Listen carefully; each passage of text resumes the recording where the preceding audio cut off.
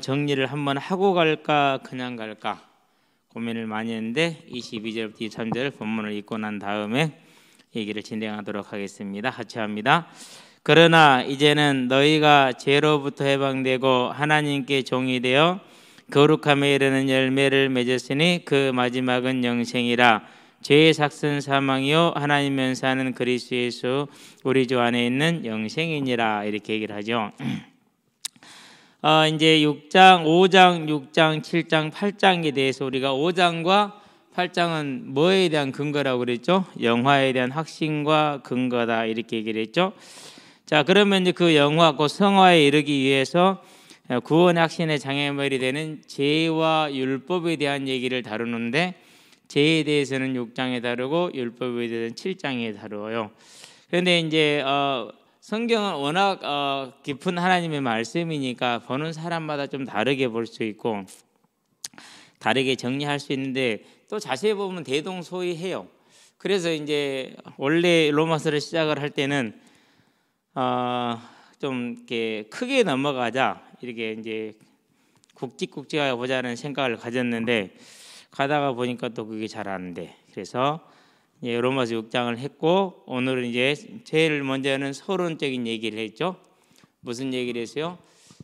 죄와 의에 대해서 이제 뭐 이세벨이라든가 안 그러면 발람이라든가 안 그러면 이제 누구였습니까? 거기에 대해서 이제 세 가지 이렇게 얘기를 하면서 이제 로마서를 하나님의 이신칭에 대한 것에 대한 반론 내지는 곡해 그리고 악의적인 그런 곡해에 대해서 얘기를 하고 그러고 이제 전반부 보고 후반부 보고 오늘이 이제 네 번째 시간이잖아요, 그렇죠? 그래서 6장은 하나님이 우리에게 주신 의에 대해서 영화에 대한 확신에 있어서 그 장애물인 죄를 다루었다는 얘기인데 자 먼저 오늘 이제 나눠준 여러분 페이퍼를 한번 봅니다. 주석을 정리한 건데 주석은 어떤 식으로 되어 있느냐 하면은요. 일단 이제 각 한 절 한 절을 다 설명을 다 해요. 한 절 한 절을. 그런 다음에는 이제 그게 끝나면은 전체를 간략하게 정리를 한 페이지 정도로 하죠.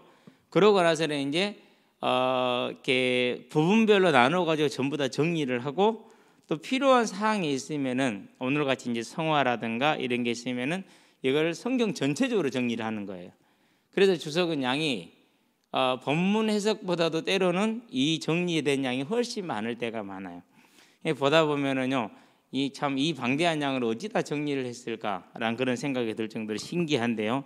어쨌든 이제 그것을 이제 정리를 해놓은 건데 그냥 넘어갈까 했어요. 몇 번을 보면서 그냥 넘어갈까 했는데 아니다, 좀 어렵고 혼란스럽더라도 한 번쯤은 들어놓아야 될 일이다라는 생각을 했기 때문에 오늘은 가지고 온 겁니다. 그래서 먼저 보니까 이제 성화와 죄 이렇게 이제 얘기를 정리를 시작을 하고 있죠. 그래서 하나님의 의의 진행 과정이다. 이래서 죄가 무엇이고 그리고 칭의의 복된 소식인 하나님의 의가 무엇이다. 그래서 죄에 대해서는 로마서 1장부터 3장 20절까지 했던 얘기를 다시 정리를 해놨죠. 그래서 로마서 1장에는 이방인의 죄이다. 그렇죠? 2장에는 유대인도 죄인이다. 3장에는 모두가 죄인이다. 그 얘기를 했어요. 그래서 하나님의 의를 필요로 하는 죄인일 수밖에 없다라는 거. 그다음에 이제 4장부터는 3장 21절부터 이제 칭의를 말하고 있잖아요. 그 내용인데 이제 하나님이 주신 그 의는 4장 1절부터 8절을 보니까 행위와도 무관하고 할례와도 무관하고 율법과도 무관하다는 게 4장 이제 중심적인 그런 설명들이죠. 그리고 이제 이 의는 마지막에 보니까 오직 믿음으로만 전가받아서 의롭다고 일컬어진다라고 얘기를 했어요. 앞에 페이퍼 있으니까 가져가서 들으세요. 자, 의롭다 일컬어진다라는 것이 무슨 말이죠? 죄인을 의롭다고 해주는 거예요. 의롭다고 해주는 거. 그러니까 죄인은 죄인이야, 여전히. 이게 중요한 거예요. 내가 이신칭으로 의롭다고 됐다고 해서 내가 완전히 뭐가 된 사람이 완성된 사람이 아니라 여전히 죄인인데 의롭다고 칭함을 받은 거라는 거. 물론 소속의 변화, 내주된 영의 변화 이런 변화들이 있는 건 사실인데 아직 그것이 그 사람을 온전히 주관할 때는 아직은 아니잖아요. 자, 그래서 이제 우리가 하나님의 복된 소식인 칭으로 받은 것은 행위도 아니고 할례도 아니고 율법도 아니고 오직 믿음으로 하나님께 받은 것이라는 것을 3제 1장부터 4장까지 정리가 되어 있죠. 자, 이 의를 전가받은 결과가 5장, 6장, 7장, 8장 이렇게 나가는 거예요. 그걸 설명해 나가는 것이. 자, 그래서 이제 5장, 6장, 7장, 8장, 5장하고 8장은 영화에 대한 근거와 확신, 그리고 성화에 정하게 되는 죄와 율법이라는 게 6장, 7장 이렇게 정리를 전체적으로 하면서 볼게요. 자, 5장에서 그럼 처음 뭐를 말합니까? 죄의 종이 되어 하나님과 원수됐던 자가 하나님과 화평을 누리게 되는데 무엇으로? 오직 믿음으로. 환난 중에도 기쁨을 누리게 돼서 소망을 이루게 되는데 무엇으로? 오직 믿음으로. 하나님의 진노에서 벗어나게 되는데 무엇으로? 오직 믿음으로. 자, 그렇게 했다라는 것을 5장에서 설명했다라는 것을 이제 우리가 기억을 하고 6장에서 8장까지는 이제 주성은 이렇게 보고 있어요. 이렇게 주어진 하나님의 의로 변화된 자들의 인격과 삶의 전 영역을 어떻게 나타나냐, 이런 변화가 어떻게 나타날 것인가? 6장, 7장, 8장. 그런데 6장은 죄와 변화된 자의 삶과 싸움, 7장은 율법과 변화된 자의 관계, 8장은 이제 성령으로 말미암아서 이루어지게 될 하나님의 의, 이것을 이제 우리에게 실질적으로 적용되는 걸 말하는 거죠. 자, 그걸 지금 말하고 9장부터 11장은 이제 실은 이렇게 유대인의 구원에 대한 얘기를 하는데 하나님의 의에 대한 변론을 전개하는. 그런 유대인을 택해서 버렸으면 그게 어떻게 됐느냐라는 것에 대한 변론을 지금 전개를 하고 12장, 16장은 그러면 이 의를 받은 사람들이 어떻게 살 것이냐. 즉 우리가 모든 세대에 하나님의 의가 어떻게 적용될 것이냐, 우리가 어떻게 살아갈 것이라는 걸 설명을 한다라고 이렇게 이제 얘기를 했잖아요. 주도 그렇게 정리를 하고 있어요. 자, 그러면 이제 6장을 보도록 하는데 6장과 7장과 8장은 로마서의 거의 핵심에 해당돼요. 핵심에 해당되고 6장은 그래도 많이 어려운 구절은 많이 없어요. 또 쉽게 해결이 되고 7장은 정확하게 근거해서 보지 않으면은 오해될 구절들이 해석이 안 되는 구절들이 참 많아요. 그거는 이제 앞으로 해결하겠죠. 이제 자, 그래서 6장을 보는데 6장, 7장, 8장 로마서 핵심의 장으로 불리는데 성화는 하나님의 의를 성도의 삶을 통해서 구체적으로 드러내 보여주는 것이다. 누가? 성령과 우리가. 구원은 하나님의 주관적인 사역이고 성화는 하나님과 우리의 협력적인 사역이라는 것을 기억하시면 돼요. 그래서 칭의와 성화가 나눠져 있죠.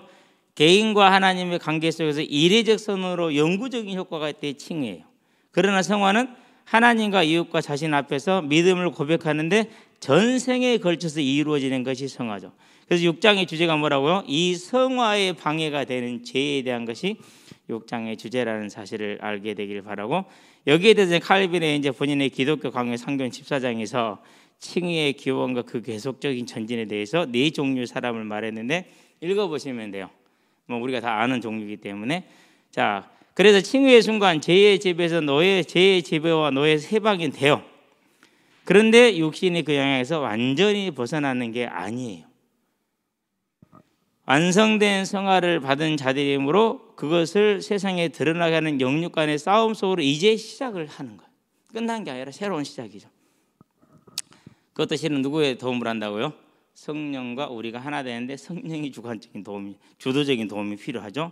자, 그러면 이제 주제별로 나눠서 보게 될 것인데 성화의 전 단계에 대하여 단계로서, 성화 이전의 단계로서 그리스도 연합의 단계. 성화가 이루어지니까 우리가 이 땅에 사는 날 성화가 완전히 이루어져 안 이루어져요? 안 이루어지죠. 그런데 그 성화를 출발하기 전에 무엇부터 이루어지는 거죠? 우리는 성화가 가능해진 것은 그리스도 연합으로 가능해진 걸 말하는 거예요. 그래서 그걸 지금 설명을 하는 거예요. 죄에 대해 죽는다, 그리스도와 연합을 한다, 그리고 성화의 생활을 한다. 근데 죄에 대해 죽음과 그리스도 연합은 동시에 일어나죠. 우리 예수를 믿을 때 하나 되고 그건 동시에 일어나는 거죠. 그 다음부터는 뭐죠? 이제 성화의 생활을 하게 되겠죠. 잘 돼요, 안 돼요? 잘 안 돼. 지금도 잘 안 돼. 처음에는 잘하는 줄 알았어. 근데 시간이 가면 갈수록, 복음을 알면 알수록 안 된다라는 걸 알겠어. 아, 정말 이게 안 되는구나. 그래서 오직 언제나 매 순간 그리스도밖에 없구나, 이런 것을 이제 깨닫게 되는 것이죠. 뭐가 그걸 가능하게 했어요? 그걸 가능하게 한 것은 하나님이, 예수님께서 말씀하신 율법이죠. 무슨 율법이요? 사복음서에서 다시 해석을 하시죠. 율법을. 다시 주셨어요. 내가 새 계명을 주면서 그러면서 사랑하라는 계명을 주셨는데 그거 안에 다 들어 있으니까 사랑이 돼요, 안 돼요? 안 되는데요. 자, 예를 들어봐요. 이번에 프랑스에서 그 이제 사건이 일어나죠. 2주 전에 중학교 역사 교사가 참수를 당했어요. 그러고 이제 엊그저께는 성당에 기도하고 있는 사람들, 성당 지기하고 기도하시는 여자분들을 공격을 해가지고 이제 아주 참 잔인한 일을 벌였어요. 그러면서 뭐 알라 아크바라, 뭐 신은 위대하다 이렇게 이제 외쳤다고 그러는데 그렇게 되면 이제 이게 어떻게 되죠? 이제 복잡해지죠. 마음속에 어떻게 돼요? 이걸 어떻게 해야 되지? 근데 이제 저는 그렇게 생각을 해요. 이 사람들이 믿음이 없다고 생각을 해요. 그 사람은 극단적인 신념에 잡혀 있는, 갇혀 있는 사람이지. 그 사람들이 가장 많이 쓰는 단어가 뭐죠? 인샬라예요. 그게 뭐는 신의 뜻이라는 거예요. 그러면은 그것도 뭐로 놔둬야 돼요? 그것도 인샬라지.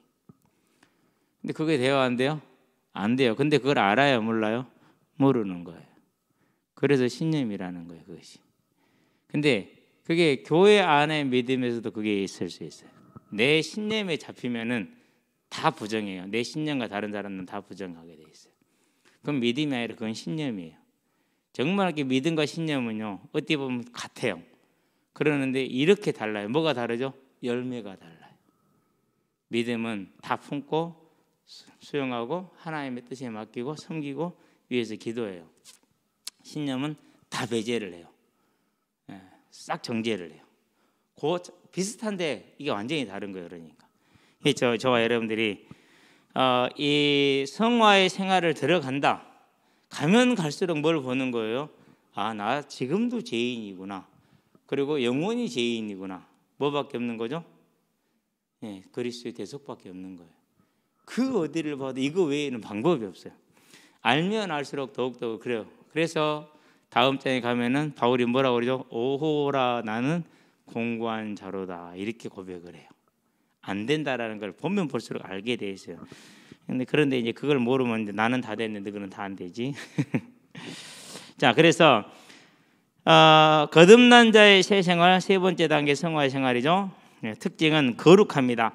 노력으로 얻은 것이 아니라 칭으로 함께 부여받은 것을 자기 삶을 통해 성령의 도우심을 힘입어 지속적으로 드러나게 하는 것이죠. 이걸 이제 찬송가 455장에서 뭐라고 그랬어요? 주님의 마음을 본받는 자 그 거룩하심 나도 이루리. 그럼 하나님의 거룩하심이 뭐죠?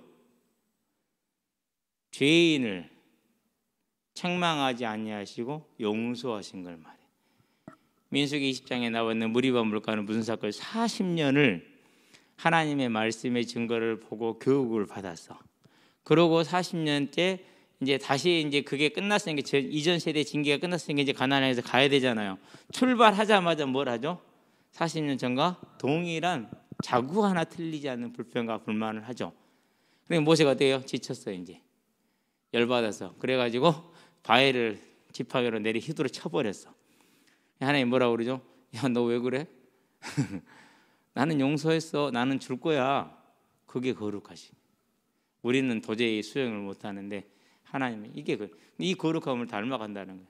그게 우리 힘으로 가능하겠습니까? 바라긴 하죠. 이전에는 바라지도 않던 거예요. 이제는 바라는 거예요. 그게 구원받은 자예요. 그런데 우리 힘으로는 그래도 누가 필요한 거죠? 그래서 성령의 도우심이 필요한 거죠. 그러니까 항상 뭐가 되는 거예요? 항상 은혜고 항상 감사하고 그리고 연약한 자를 보더라도 그가 뭐 한 거예요? 못난 게 아니야. 누구랑 같은 거예요? 나랑 같은 거예요. 뭐가 필요한 사람이요? 주의 도우심과 은혜가 필요한 사람. 그게 믿음이에요. 신념은 뭐예요? 네 복음이 아니어서 그래. 너 복음 몰라서 그래. 너 복음이 안 돼서 그래. 이렇게 이제 정죄하는 거예요. 그게 신념이에요. 정말 무서운 거예요. 같은 거 같은데 달라요. 자, 거룩함의 중요한 것은 이 단어를 보면 중요해요. 보면은 읽어줄게요. 앞에 이 심표 따옴표가 이렇게 돼 있습니까? 이렇게 돼 있습니까? 그러니까 여러분이 보기에 왼쪽으로 돼 있어요? 왼쪽으로 돼 있죠. 그러면 이제 하로 읽어야 돼요. 하기스모스라는 건데 이 의미에는 아스모스라는 것은 무슨 뜻이냐? 어떤 일이 완성된 상태에 있음을 말하지 않고 진행되어야 하는 과정을 해요. 이 거룩함이라는 건 완성이에요, 안 그러면 진행이에요? 하나님이 우리에게 준 거룩함이라는 건 진행이에요. 근데 사람들이 거룩함을 알아요, 몰라요? 대다수의 교회 다니는 사람들이 거룩 그러면은요, 사람의 생각의 거룩을 말하지 이 하나님 입장에서 거룩, 민수기에 그 드러난 하나님의 거룩, 로마 5장 8절에 우리가 죄인 되어서 우리를 향해서 죽으신 그 하나님의 거룩을 말하는 건지를 몰라요. 그러니까 거룩 그러면은요, 막 바르고 올바르게 사는 이것만 생각을 해가지고요, 그런 식의 질문을 해요. 최근에 우리 성도 어떤 성도 그런 질문을 받았대요. 그럼 무식의 수치예요. 말은 안 했어요. 무식하면 그렇게 될 수밖에 없다고. 근데 뭐 그렇게 말할 수는 없잖아요, 그렇죠? 여러분 잘 알아야 돼요.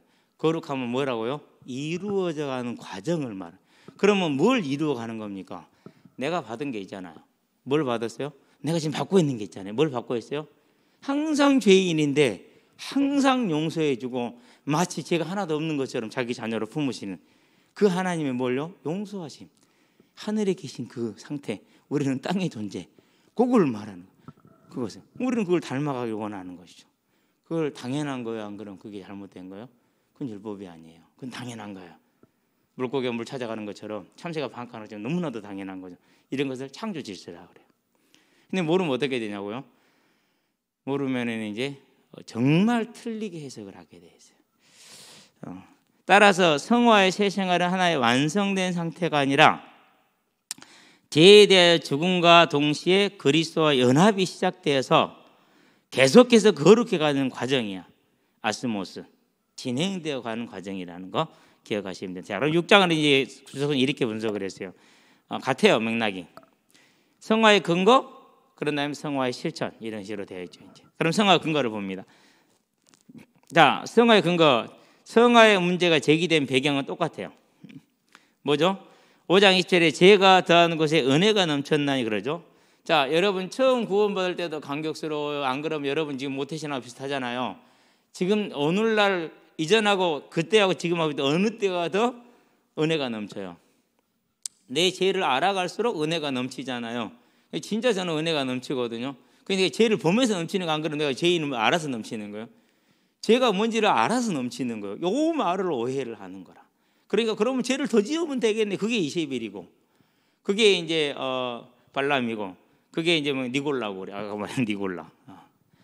이게 이제 그만큼 이제 무지한 일이 되는 것이죠. 그래서 칭의의 논리에 따르면 하나님 은혜가 가능한 한 많이 나타나도록 하기 위해서 죄를 계속 지을 수밖에 없지 않은가라는 질문이 있었고, 실제로 지금은 그렇게 믿는 사람들이 있고, 예수 그리스도 모든 문제 해결자 복음이야 괜찮아. 괜찮은 거야, 안 괜찮은 거예요? 안 괜찮은 거예요.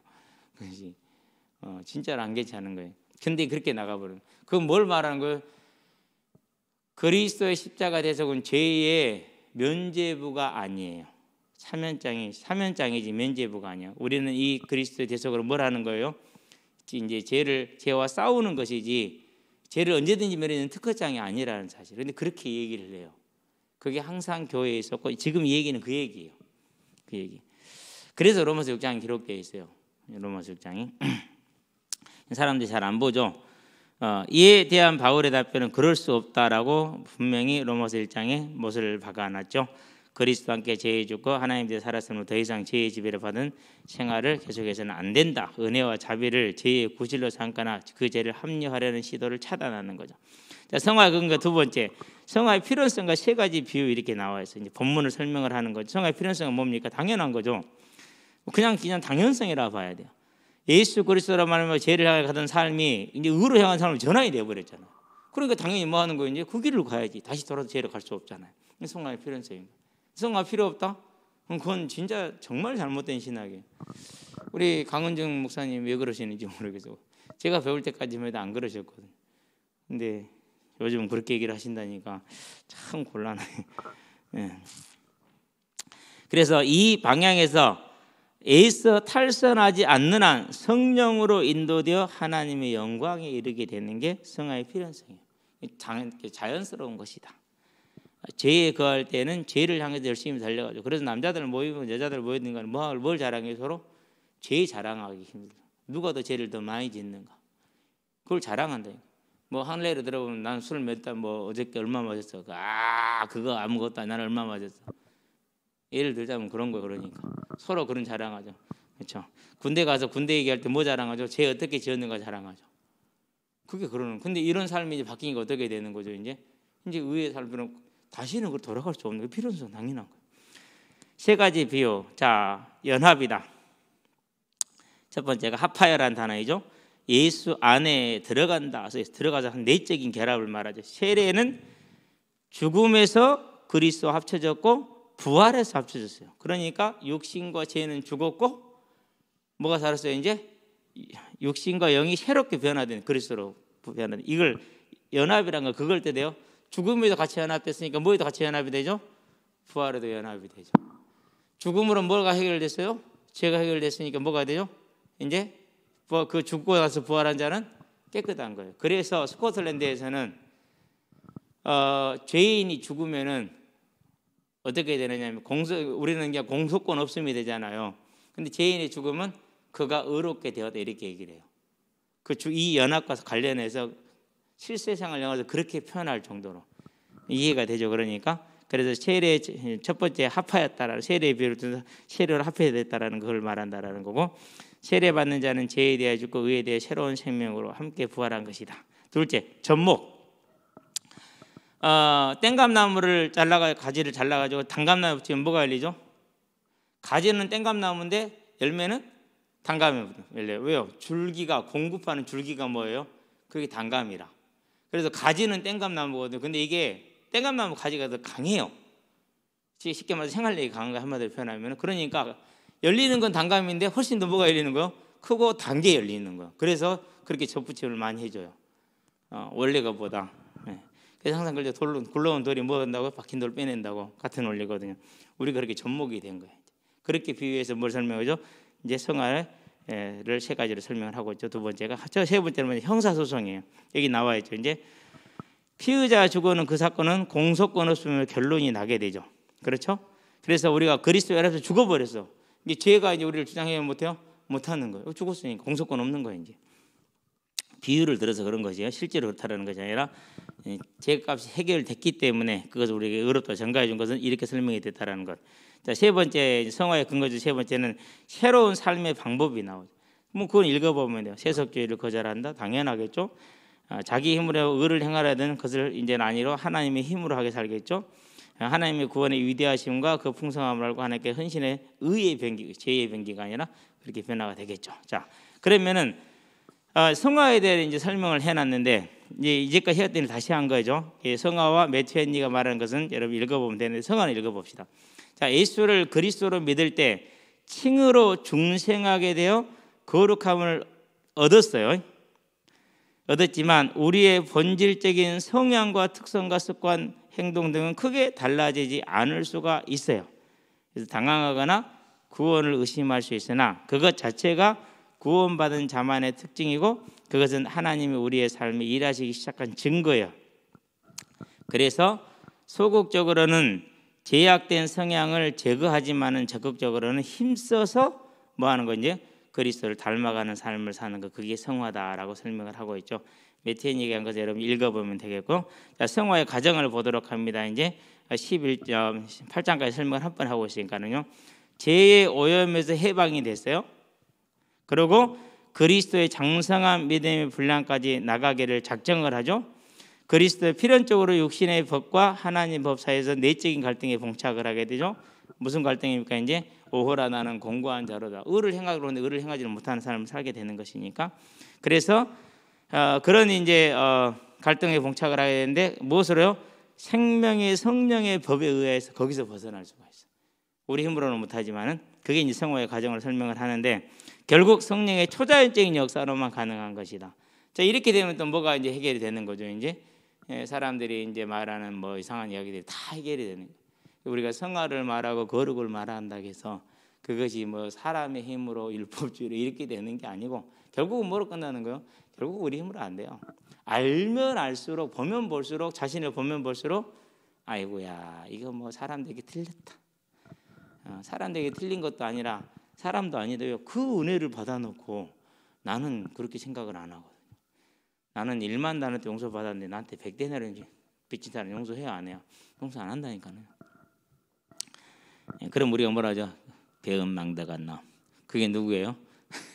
그거를 아는 거예요. 이제 내가 진짜 배은망덕한 놈이구나. 이걸 이제 보게 되는 것이죠. 그렇죠? 중생은 성령의 단독 사역으로 이루어지나 성화는 인간의 의식 속에서 합력하여 이루어지는 것이다라고 얘기를 하고 있죠. 그래서 이제 참고된 구문 이제 성경 구절 여러분 읽어보시면 되겠고요. 자, 성화의 영향과 결과 당연히 이제 변화가 오겠죠. 성화의 완성은요 죽어야 오죠. 그래서 죽어야 되는 것이고 주님이 와야 되는 것이 결국 둘 다 죽는 것이니까. 즉 새로 살아 이제 완전히 죽고 육신이 죽고 부활을 해야 되는 거죠. 그럼 성화의 교훈은 뭐냐? 그거는 이제 출애굽한 이스라엘 백성들이 애굽에서는 나왔는데 가나안의 풍성함을 누렸어요, 못 누렸어요? 가나안의 풍성은 두 가지를 얘기를 해요. 하나는 이 땅에 사는 날 동안에 평안과 소망을 누리는 거예요. 하나님과 함께하는 그 삶을. 또 하나는 뭐죠? 이제 영원한 천국의 그 삶을 누리는 건데 천국은 가겠죠. 그죠? 근데 이 땅에서 뭘 누리지 못한 거예요? 내가 구원받은 자의 특권을 이 땅에서 못 누리는 거예요. 그러고 이제 죽는 그게 이제 성화의 교훈이에요. 그럼 저와 여러분들은 성화를 해서 뭐 해야 됩니까? 이제 애써서 달려가야겠죠. 그리스도의 연합이 된 설명이 됩니다. 무려 이 연합이라는 단어를 즉 그리스도 안에서 그 안에서 그리스도 함께 이 단어를 로마서에서만 164회를 언급했대요. 그러니까 실질적인 믿음 이후의 삶은 뭐죠? 그리스도와의 연합이라는 것이죠. 그리스도의 연합은 뭘 이루는 위한 전제 조건이라고요? 성화를 이루어가기 위한 전제 조건이라는 것을 말하고 있어요. 그래서 존 머레이나 칼빈이나 핑크라는 사람들이 얘기를 하고 있어요. 그냥 그 정도 참고하면 돼요. 워낙 신학적인 단어를 썼기 때문에 별로 그렇게 막 딱 다가오진 않아요. 자, 연합의 성격이 6가지 살펴보았어요. 유기적이다. 무슨 말이죠? 이제 상호 이제 이렇게 영향을 주고받는 걸 말해요. 자, 내가 더욱더 하나님과 가까이 하려고 노력한 만큼 뭐가 있죠? 하나님 은혜가 더 크게 있잖아요. 이게 유기적이라는 거예요. 그러니까 지금부터는 뭐죠? 이제 경작하는 거예요. 파서 경작하는 그 유기적이라는 것이죠. 무슨 연합입니까? 이제 생명적인 연합이에요. 생명적인 연합. 영적인 생명으로 다시 살아났다라는 죄와 허물을 죽었던 너희를 살리셨다. 신분의 변화를 말하는 거예요. 완전한 변화. 요한복음 5장 24절에 사망에서 생명으로 이 변화. 로마서 8장 15절에 뭐라고 그랬어요? 무서워하는 종의 영에서 양자의 영으로. 자, 성령께서 중재하시게 된다는. 그러니까 지금부터는 이제 우리가 성령의 중재란 말은 무슨 말이죠? 일방 통행이 아니잖아요. 이렇게 오케이 같이 인격적인 이게 이제 그걸 예배라고 그래요. 우리의 삶이 담보가 되는 거죠. 매 순간이 하나님과 예배가 돼요. 성령의 역사하신 게 인도를 따라서 우리는 즐거이 힘을 다해서 함께 나가는 것이기 때문에 그런 것이죠. 자, 그런다면 이제 중생의 역사는 성령의 단독 사이지만은 이제 그 연합으로 함께 이루어진다는 것은 위에 설명한 것 같은 걸 다시 한번 설명한 거예요. 각 성도와 개인이 그리스도와 직접 연합되어 있다. 당연한 거죠. 이제 그래서 우리가 뭐죠? 이제 왕 같은 제사장. 그래서 이게 되는 거죠. 이제 그리스도 연합으로 인해서 타락과 잃어버렸던 하나님은 뭘 회복한 거죠? 형상을 회복했다라는 거. 하나님 형상을 회복했다는 건 뭐죠? 이제 하나님의 나라를 알게 됐다는, 즉 하나님의 왕이신 것을 내 개인과 세상을 통해서 알게 되는 걸 말하는 거죠. 자, 여러분의 신비한 성경 예증들이 이렇게 있어요. 보시면 되겠고, 뭐 결혼의 머리와 몸의 연합, 고린도 교회에서 특별히 그렇죠. 포도와 가지, 요한복음에 나오죠. 나는 나무 너희는 가지 이렇게 얘기를 하시잖아요. 성전의 모퉁이 돌이 되었느니라 라는 그런 예증들이죠. 자, 세례에 관해서 봅시다. 자, 그러면은 이제 이 세례를 저와 여러분들이 이제 언제 등장한 개념이라고요? 구약에서는 어떻게 보면 없었던 개념이기도 해요. 구약에서는 왜 세례가 없죠? 개인이 직접 제시스템을 받는 영구적인 길이 없어요. 뭐를 통해서만 가야 돼요? 제사를 통해서만 해야 되는 거죠. 뭐가 항상 필요한 거예요? 내가 씻는 게 중요한 게 아니고 뭔가 죽어야 된다면. 근데 그 죽음이 완성이 됐잖아요. 그래서 이제는 뭐가 이제 가능해진 거예요? 그 죽음을 내게 적용시키는 하나의 객관적인 고백행위, 제사행위, 그걸 세례라고 표현한 거예요. 예수님이 완성을 해놨어요. 그렇죠? 그것이 내 것이 되는 주관적인 것이 아니라 객관적인 선포. 그걸 이제 우리는 결혼식이라고 설명을 하는 거죠. 이 세례는 성도와 예수의 결혼식이다. 그렇게 보면 안 돼요. 그렇게. 그래서 이제 그러면은 그 결혼식이 있어서 부부가 된 거야. 그럼 부부가 되기로 약속을 하고 사랑했기 때문에 부부가 되는 거죠. 그렇죠. 그래서 세례로 구원을 받는 거야. 안 그러면은 믿음으로 인해서 구원을 받은 자가 세례를 받는 거예요. 그래서 성례전을 어떻게 보느냐는 이제 그런 이제 기술적인 문제. 무슨 기술적인 문제냐면요. 성도를 성직자가 지배할 것이냐 섬길 것이냐의 기술적인 문제예요. 지배의 입장에서 보면은 너 세례 못 받았지? 구원 없어? 이렇게 얘기하는 거예요. 그게 중세교회예요. 그게 얼마나 무서워요. 그러니까 무섭잖아요. 근데 원래 세례 의미는 그런 뜻이 아닌 것이죠. 믿음으로 이미 주어진 하나님 그리스도의 연합을 뭐 하는 거예요? 공식적으로 고백하는 그런 의미일 뿐이지 이것 자체가 구원을 좌우하는 건 아니죠. 그래서 그런 것의 뜻을 가지고 세례를 보는데 그것은 이제 잘못된 부분에 대한 설명이지 본 설명은 아니에요. 우리 이제 본 설명을 보는 거예요. 자, 세례의 의미죠. 자, 성령의 역사를 통해서 시간이 많이 갔나? 30분이 다 갔구나. 다 끝났어요. 간단하게 끝날 거예요. 자, 세례의 의미는 여러분이 읽어보시면 되는데 두 번째 줄에 볼게요. 세례는 믿음을 통해서 죄를 씻고 새 존재로서 새 삶을 살며 새 공동체에 가입하는 것을 말한다라는데 두 번째 물세례와 성령 세례의 끝을 봅니다. 이것은 성령 세례를 말하는 거예요. 무슨 말인지 알았죠? 그런 다음에 이 성령 세례를 객관화시키는 공적으로 고백하는 의식이 물세례죠. 그러니까 이제 우리가 성례전을 가지고 얘기하면 뭘 빼버리는 거죠 지금? 성령의 세례를 빼고 가는 거예요. 악한 거죠. 그러니까 그게 중세교회가 그렇게 해서 성도들을 지배했어요. 완전하게 뭐 숨도 못 쉬게 만드는 그런 지배를 한 것이죠. 그래서 성령의 세례와 물 세례를 가지고 볼 때 물 세례는 공적으로 고백하는 의식이라는 사실인데 세례에 대한 바울의 신학적인 해석은 뭐냐? 첫 번째, 과거 시제로서의 세례다. 한 번으로 끝. 성령의 세례는 즉 우리가 구원받는 것은 한 번으로 끝나는 거예요. 그래서 뭐라 표현했느냐? 이미 죽었다. 따라서 이미 효과가 발생했다. 완전한 거야. 처음에 교회를 개척했을 때 우리는 이미 다 받았습니다. 우리 사람들 어리둥절해요. 나 아직 이룰 것이 많은데 뭘 다 받았다고 그래. 이미 죽었고 이미 혈액이 발생이 됐어요. 끝난 거예요. 그래서 죄로부터의 해방은 이미 일어난 현실적인 사건이에요. 그래서 11절에 뭐라고 하죠? 너희는 그와 같이 여길지어다 그렇게 얘기를 하잖아요. 6장 11절에. 그게 세례의 의미예요. 이미 완성이 된 거죠. 자, 죄의 죽음이 아닌 죄인의 죽음이에요. 무슨 말이죠? 이전에 죄인인 내가 죽은 거지 죄는 살아있어요, 안 살아있어요? 죄는 살아있어요.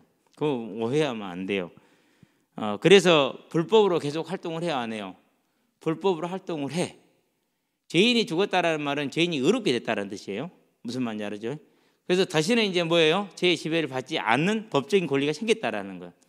그런데도 불법이 오잖아요. 그러니까 뭐가 되는 거예요? 이제 불법 점거, 불법 점유, 불법 약탈 이런 게 생기는 거예요. 불법 미혹과 유혹은 뭐죠? 불법이에요. 전부 다 거짓말하는 거니까. 그게 계속해서 오는. 그래서 세례를 받았지만은 여전히 우리는 죄와 싸워야 되고 죄를 지을 수 있다라는 거죠. 자, 구원의 사건의 한 단면이라고 그랬어요. 이미 이루어진 십자가 대속을 뭐로요? 믿음으로라는 그런 한 단면이 전체는 아니라는. 근데 왜 이런 얘기를 하겠어요? 역사적으로 되었기 때문에. 이 세례를 뭐로요? 칠성례를 구원의 조건과 구원의 유지를 위한 조건으로 만들어놨어요. 자, 죄를 지었어요. 과오가 생겨. 그러면 뭐에 참여를 못하게 해버려요? 성찬과 그에 참여를 못하게 해요.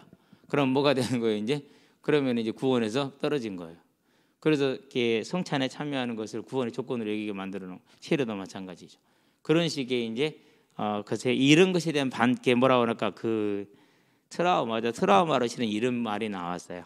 근데 크게 우리는 의미가 별로 없는 말이기는 해요. 알고 있어야 될 필요는 있어요. 자, 세례의 종말론적인 차원은 뭐냐? 같이 죽었으니까 뭐 할 것이다? 같이 부활할 것이다. 그 부활의 측면을 가지고 있다라는. 그래서 저와 여러분들이 이미 부활까지 다 뭐가 된 거죠? 이미 끝난 사람들이에요.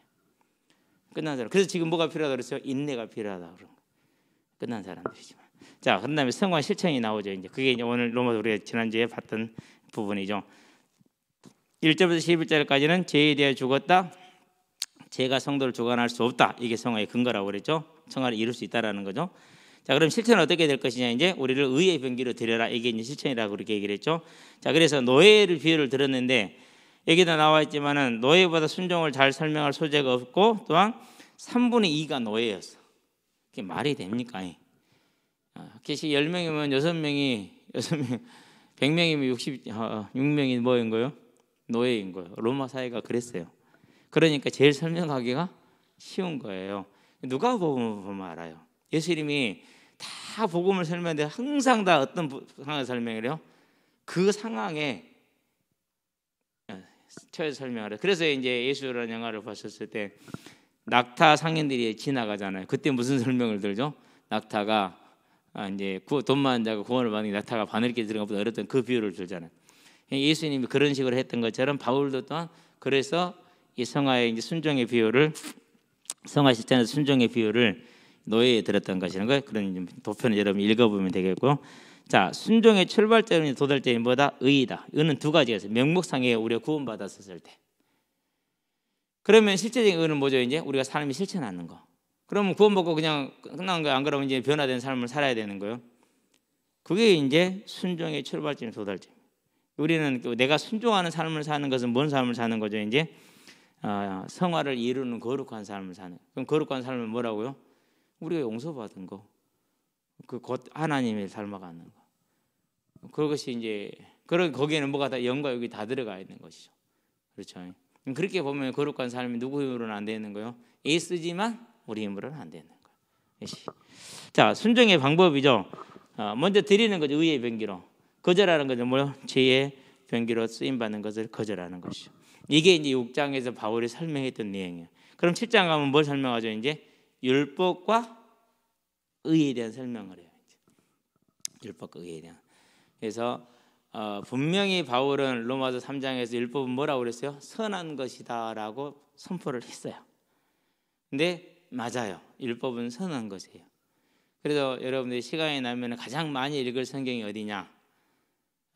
사복음서예요. 사복음서 읽어보면 예수님이 얼마나 빡빡한지 몰라요. 너무너무 빡빡해. 그 사랑이 많으신 분이 정말로 빡빡해요. 근데 그렇게 빡빡하신 이유가 있어요. 그걸 누가 이룰 거니까? 본인이 이루실 것이니까. 두 번째, 그렇게 빡빡하신 이유가 있어요. 그걸 어떻게 하실 것이니까? 성령을 주셔서 살게 하실 것이니, 능력을 주실 것이니까. 그래서 그렇게 하신 거예요. 그렇게 빡빡하신 이유가 있어요. 홍여죄에 물들까 봐서 처음부터 차단하시는 거예요. 그래서 사복음서 읽어보면 진짜요, 그대로 받아들이면 읽으면 숨 막힌다니까. 무슨 숨이 막혀요? 죽었던 죄의 몸이 살아서 다시 숨이 막혀서 죽으려고 그래. 그건 죽어야지. 그러니까 그런 것이죠. 기도합시다. 살아계신 아버지 하나님, 우리에게 의를 주시고 그 의의 삶을 살아갈 수 있도록 성화의 필요성을 알게 해서 우리의 몸을 의의 병기로 드리게 하셨으니 이제 하나님의 그 뜻이 이루어질 수 있도록 우리가 마음에 소원하고 구하오니 오직 성령의 충만함을 역사하셔서 하나님의 앞에 우리를 의의 병기로 드림으로 성화의 삶을 이루어서 빛과 소금이 되게 하시고 이 빛과 소금을 통해서 세상에 그리스도가 증거되어지고 우리가 선포하는 그 말이 능력 있고 힘이 있게 되어서 흑암의 세력이 꺾이고 주의 나라가 임함으로 예비된 자들이 살아나는 다시 오려는 그 언약을 이루어가는 생명의 역사가 일어날 수 있도록 주님 우리를 붙들어 주시기를 그리스도신 예수의 이름으로 기도합니다. 아멘. 이제는 우리 주 예수 그리스도의 십자가 대속의 은혜와 독생 예수를 아끼지 않고 내어주신 하나님 아버지의 무한하신 사랑과 지금도 우리를 생명의 길로 의의 길로 인도하시는 성령의 내주교통 역사하심이 오직 주와 연합된 자로서 하나님의 성령의 충만함을 받아서 의의 삶을 이루어 우리의 삶이 그리스도의 증인으로 하나님을 기쁘게 하는 자로 서서 다시 오라는 재림 언약을 이루고 주의 몸된 교회를 섬기게 될 우리 모든 대학 청년들 머리 위에 지금부터 영원토록 함께 계실지어다. 아멘.